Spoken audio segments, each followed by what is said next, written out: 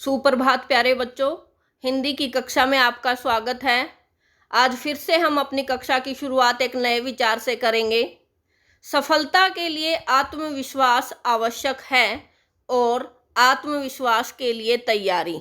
यानी यदि जीवन में हमें सफलता चाहिए तो उसके लिए हमें खुद पर विश्वास होना बहुत ज़रूरी है। और हमारा खुद पर विश्वास तभी होगा जब हम अपने लक्ष्य की तैयारी पहले से ही कर लेंगे कि हमें जीवन में क्या प्राप्त करना है।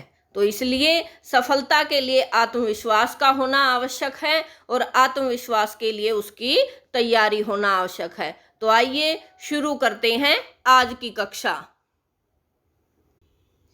तो प्यारे बच्चों, आज हम करेंगे विद्यासागर नौटियाल द्वारा रचित कहानी माटी वाली। तो आइए शुरू करते हैं आज की कक्षा। पाठ को शुरू करने से पहले हम विद्यासागर नौटियाल जी के बारे में थोड़ा सा जान लेते हैं। समसामयिक कथा लेखक विद्यासागर नौटियाल का जन्म माली देवल गांव टिहरी गढ़वाल उत्तरांचल में हुआ और उच्च शिक्षा वाराणसी से। पहाड़ी जीवन विशेषकर टिहरी गढ़वाल के जीवन यथार्थ के कुशल चितेरे नौटियाल जी की कथा भाषा में मिट्टी की सौंधी गंध रची बसी है। यानी वो ग्रामीण वातावरण से बिलोंग करते हैं, तो इसलिए उनकी जो भाषा शैली है उसमें गांव की मिट्टी की खुशबू रची बसी हुई है। पाठ का थोड़ा सा सार जान लेते हैं। माटी वाली, इस कहानी में विद्यासागर नौटियाल ने विस्थापन की समस्या को प्रभावी ढंग से उठाया है। विस्थापन का मतलब होता है एक जगह को छोड़कर दूसरी जगह जाकर बस जाना। यानी किसी भी प्राकृतिक विपदा के कारण, जैसे बाढ़ हो जाए, सूखा हो जाए, अकाल हो जाए, उसके कारण जब एक जगह से उठाकर लोगों को दूसरी जगह बसाया जाता है उसको विस्थापन कहा जाता है। तो इस कहानी में भी विद्यासागर नौटियाल ने विस्थापन की समस्या को प्रभावी ढंग से उठाया है। गरीब और श्रमिक वर्ग इस समस्या से कैसे जूझ रहा है, लेखक ने इसका बहुत ही संवेदनशील और मार्मिक चित्र खींचा है। तो आइए शुरू करते हैं आज का पाठ, आज की कहानी माटी वाली।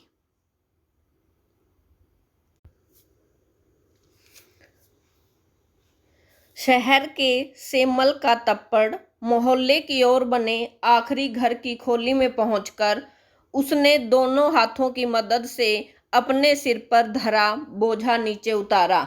मिट्टी से भरा एक कंटर यानी कनस्तर या लोहे का पीपा भी हम कह सकते हैं।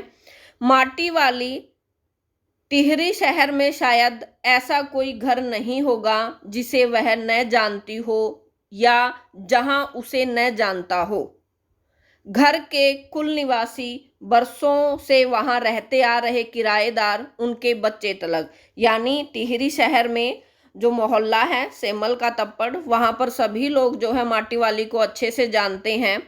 घर घर में लाल मिट्टी देते रहने के उस काम को करने वाली वह अकेली है, उसका कोई प्रतिद्वंदी नहीं है। यानी पूरे शहर में, उस मोहल्ले में मिट्टी देने वाली वो अकेली है, उसका कोई भी प्रतिद्वंदी या उससे मुकाबला करने वाला कोई भी नहीं है। उसके बगैर तो लगता है टिहरी शहर के कई एक घरों में चूल्हे का जलना तक मुश्किल हो जाएगा। वह न रहे तो लोगों के सामने रसोई और भोजन कर लेने के बाद अपने चूल्हे चौके की लिपाई करने की समस्या पैदा हो जाएगी। भोजन जुटाने और खाने की तरह रोज की एक समस्या। घर में साफ लाल मिट्टी तो हर हालत में मौजूद रहनी चाहिए। चूल्हे चौके को लीपने के अलावा साल 2 साल में मकान के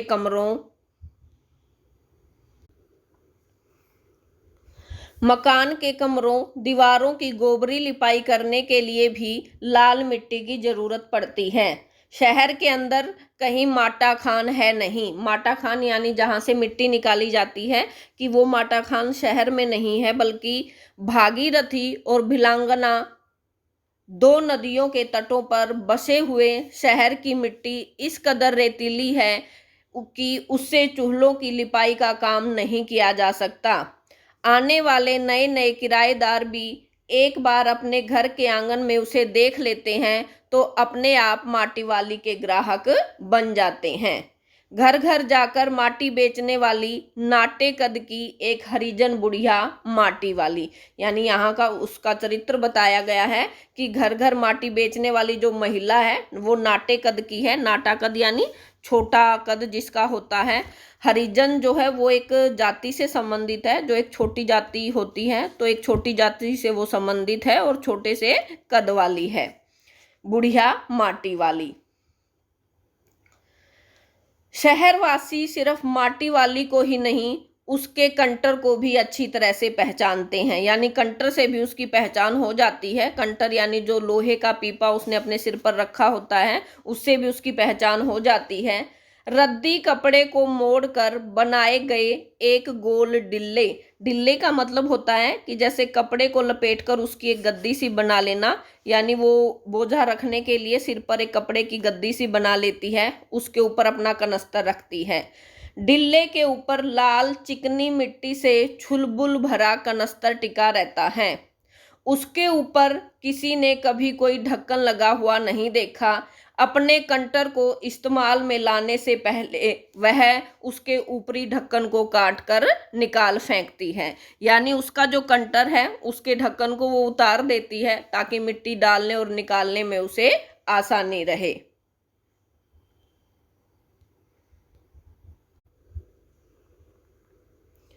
ढक्कन के न रहने पर कंटर के अंदर मिट्टी भरने और फिर उसे खाली करने में आसानी रहती है। उसके कंटर को जमीन पर रखते रखते सामने के घर से 9-10 साल की एक छोटी लड़की कामिनी दौड़ती हुई वहां पहुंची और उसके सामने खड़ी हो गई। मेरी माँ ने कहा है जरा हमारे यहाँ भी आ जाना। माटी वाली कहती है अभी आती हूँ।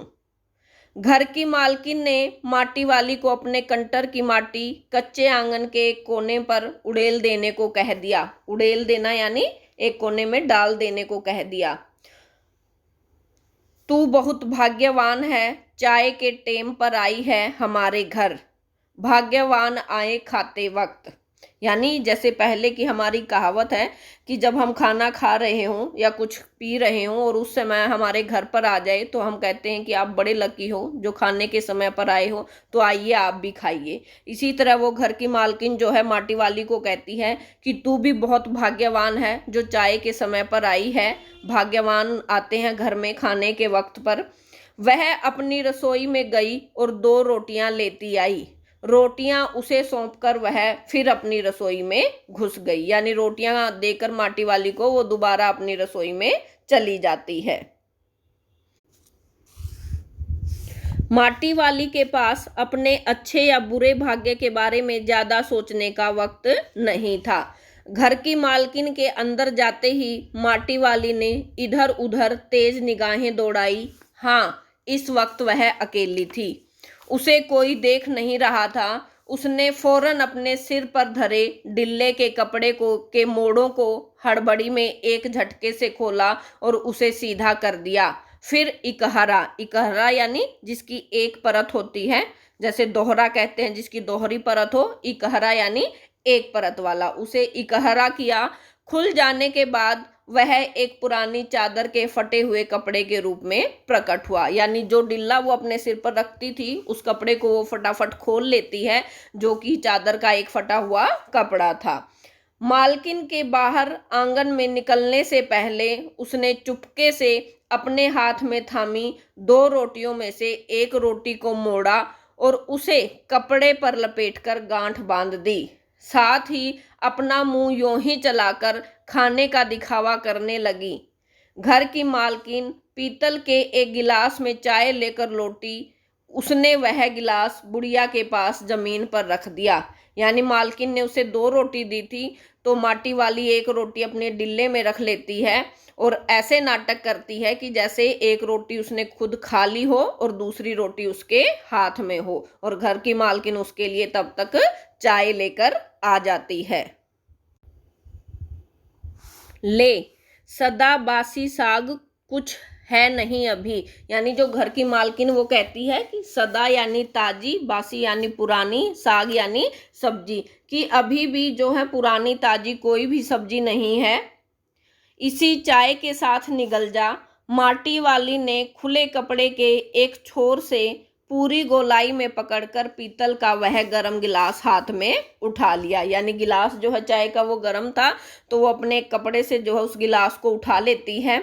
अपने होठों से गिलास के किनारे को छुआने से पहले शुरू शुरू में उसने उसके अंदर रखी गरम चाय को ठंडा करने के लिए सू सू करके उस पर लंबी लंबी फूंके मारी। यानी हम चाय को ठंडा करने के लिए उस पर फूंके मारते हैं, तो ऐसे ही बुढ़िया ने भी लंबी लंबी फूंके मारी। तब रोटी के टुकड़ों को चबाते हुए धीरे धीरे चाय सुड़कने लगी यानी पीने लगी।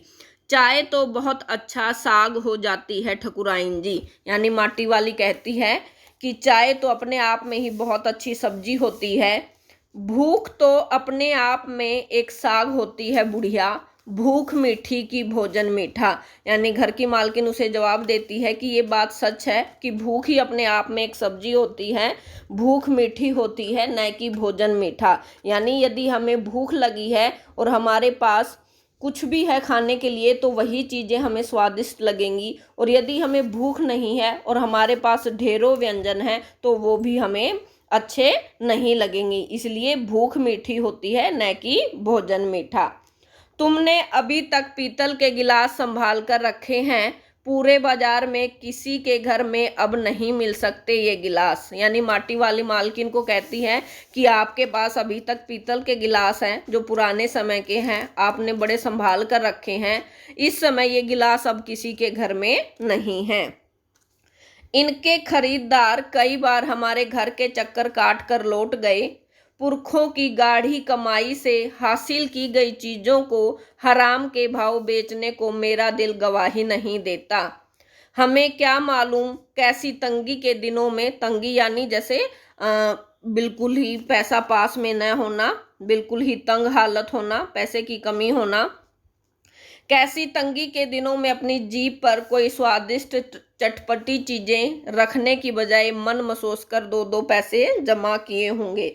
यानी वो कहती है कि किस प्रकार मेरे पुरखों की जो कमाई है, कैसे उन्होंने मतलब अब हालात तंगी में काट कर पैसे जोड़े होंगे और उनसे ये पीतल के गिलास खरीदे होंगे। अब हराम के भाव बेचने का इनका मेरा मन नहीं करता।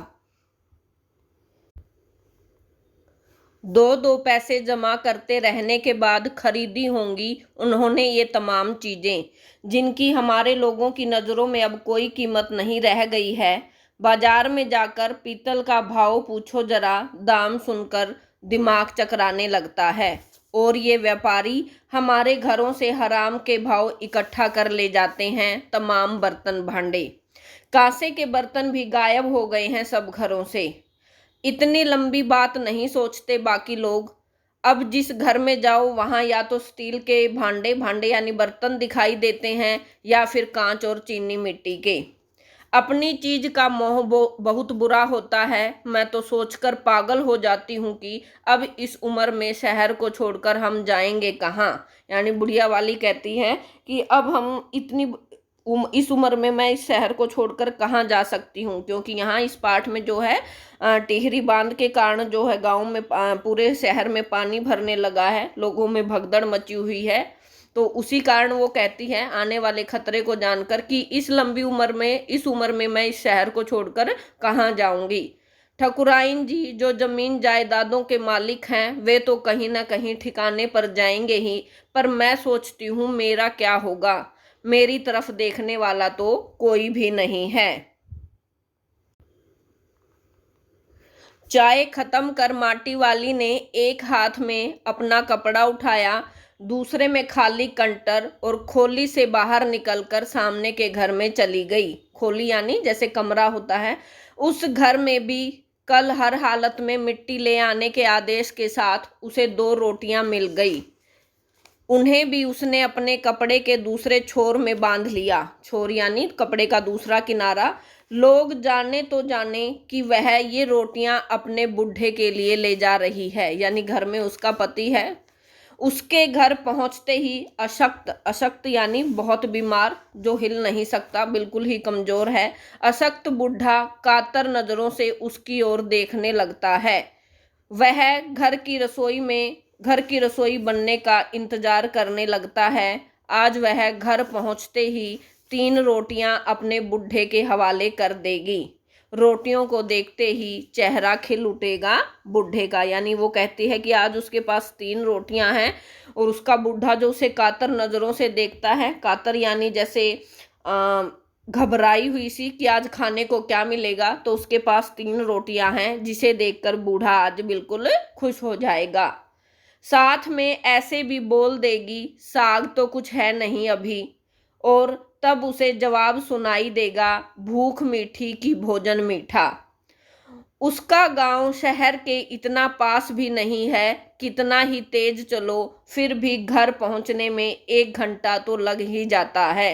रोज सुबह निकल जाती है वह अपने घर से, पूरा दिन माटा खान में मिट्टी खोदने, फिर विभिन्न स्थानों में फैले घरों तक उसे पहुंचाने में। घरों तक ढोने में बीत जाता है। घर पहुंचने से पहले रात घिरने लगती है, यानी जब उसके घर पहुंचने का समय होता है तो उस टाइम अंधेरा होने लग जाता है। उसके पास अपना कोई खेत नहीं, जमीन का एक भी टुकड़ा नहीं। झोपड़ी जिसमें वह गुजारा करती है गांव के एक ठाकुर की जमीन पर खड़ी है, यानी एक छोटी सी झोपड़ी में वो रहती है और वो जमीन भी उसकी नहीं है बल्कि गांव के एक ठाकुर की है। उसकी जमीन के पर रहने के एवज में उस भले आदमी के घर भी माटी वाली को कई तरह के कामों को बेगार करनी होती है। यानी जिस जमीन पर रहती है वो ठाकुर की जमीन है और उस जमीन पर रहने के लिए उसे ठाकुर के घर में बहुत सारे काम करने पड़ते हैं, वो भी बेगार में। बेगार का मतलब होता है कि उस काम के बदले उसे कोई भी पैसा नहीं मिलता।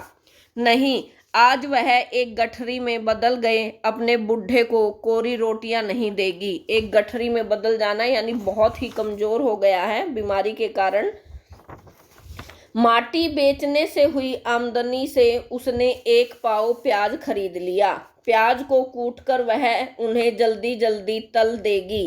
बुढ़े को पहले रोटियां दिखाएगी ही नहीं, सब्जी तैयार होते ही परोस देगी उसके सामने 2 रोटियां। अब वह 2 रोटियां भी नहीं खा सकता, 1 ही रोटी खा पाएगा, या हद से हद 1.5 का मतलब 1 और आधी। अब उसे ज्यादा नहीं पचता, बाकी बची 1.5 रोटियों से माटी वाली अपना काम चला लेगी। 1 रोटी तो उसके पेट में पहले से जमा हो चुकी है। मन में यह सब सोचती, हिसाब लगाती हुई वह अपने घर पहुंच गई।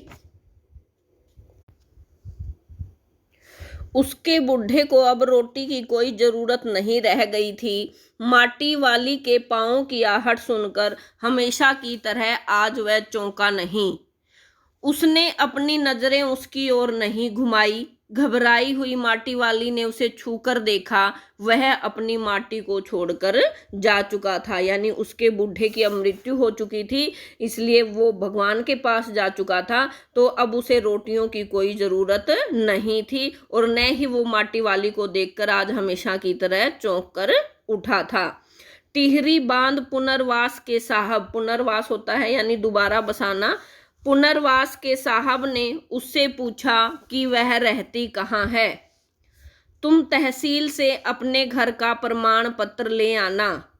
मेरी जिंदगी तो इस शहर के तमाम घरों में माटी देते गुजर गई साहब, यानी वो उसको जवाब देती है कि साहब मेरे पास कोई प्रमाण पत्र नहीं है, मैंने तो अपनी सारी जिंदगी इस शहर में माटी देते ही गुजार दी। माटी कहाँ से लाती हो? माटा खान से लाती हूँ माटी। वह माटा खान चढ़ी है तेरे नाम? अगर है तो हम तेरे नाम लिख देते हैं। माटा खान तो मेरी रोजी है साहब, रोजी यानी रोजी रोटी, जिससे कमाई करके वो अपना घर का खर्च चलाती है। बुढ़िया, हमें जमीन का कागज चाहिए, रोजी का नहीं। बांध बनने के बाद मैं क्या खाऊंगी साहब, इस बात का फैसला तो हम नहीं कर सकते, वह बात तो तुझे खुद ही तय करनी पड़ेगी। टिहरी बांध की 2 सुरंगों को बंद कर दिया गया है, शहर में पानी भरने लगा है। शहर में आपाधापी मची है। आपाधापी यानी इधर उधर भागना। शहरवासी अपने घरों को छोड़कर वहां से भागने लगे हैं। पानी भर जाने से सबसे पहले कुल शमशान घाट डूब गए हैं। कुल यानी शहर के जितने भी शमशान घाट थे वो डूब गए हैं।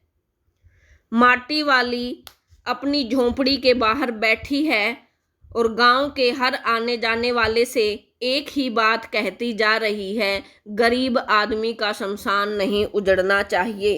क्योंकि पानी भरने से शमशान भी जो है वो डूब गया है, जिसके कारण वह अपने बूढ़े का अंतिम संस्कार भी नहीं कर सकती। तो इसलिए वो हर आने जाने वाले को कहती है कि गरीब आदमी का शमशान नहीं उजड़ना चाहिए। क्योंकि शमशान ही एक ऐसी जगह है जहाँ पर मरने के बाद व्यक्ति को ले जाया जाता है अंतिम संस्कार के लिए। लेकिन बुढ़िया का जो पति है वो मर चुका है और उसे शमशान घाट में पानी भरने के कारण उसे वहां भी नहीं ले जाया जा सकता, यानी उसे वहां भी जगह नहीं मिली। तो इस कारण जो मानसिक रूप से विक्षिप्त माटी वाली है वो हर आने जाने वाले को एक ही बात कह रही है कि गरीब आदमी का शमशान नहीं उजड़ना चाहिए। तो आज की कक्षा में इतना ही, फिर मिलते हैं। धन्यवाद प्यारे बच्चों, आज की कक्षा में इतना ही। आशा करती हूँ कि जो आपको समझाया गया है अच्छे से समझ में आ गया होगा और यही कार्य आप घर में अच्छे से दोहराएंगे और समझने का प्रयास करेंगे। धन्यवाद।